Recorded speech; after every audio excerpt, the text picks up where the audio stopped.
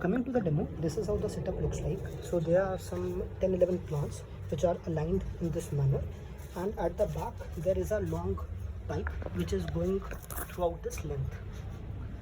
Now this pipe has emitters to it, so these are the water emitters which will water our plants once there is water in the pipe.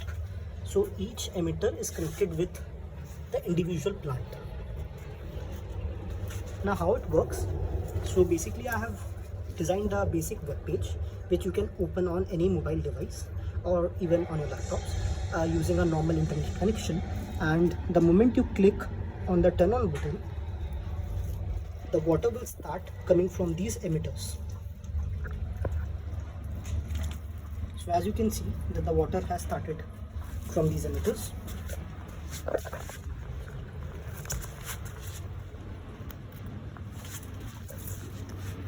You can even notice that not all emitters have the same flow. So basically you can control the flow of the emitters physically from here.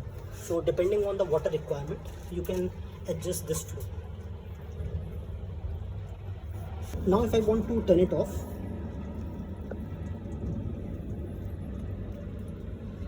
the water will stop coming from this. So basically we have automated this drip irrigation system, and the drip irrigation has two major advantages. The first is that you are conserving the water, and the second is you are preserving the nutrients of the soil and they're not getting washed off. So in this manner you can effectively water your plants from any part of the world just using a single click. Okay, so now coming to the technical architecture of this, if you are curious to know what the backend looks like, so this is a basic electronic circuit. So this is a microcontroller and this is a driver.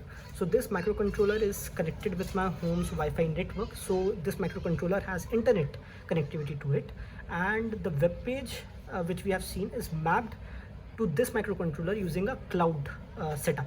So basically as soon as the user clicks on the turn on button or on the turn off button, this microcontroller receives the command and this signals the solenoid valve.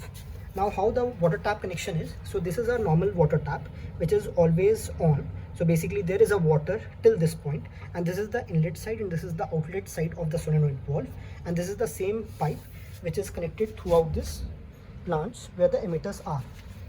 So the moment turn on signal is given to this solenoid valve, it opens up and the water flows from inlet to the outlet, and in this way you are watering your plants. The moment turn off signal is given, this blocks the inlet and the outlet connection, and in this way your water emitter stops emitting the water.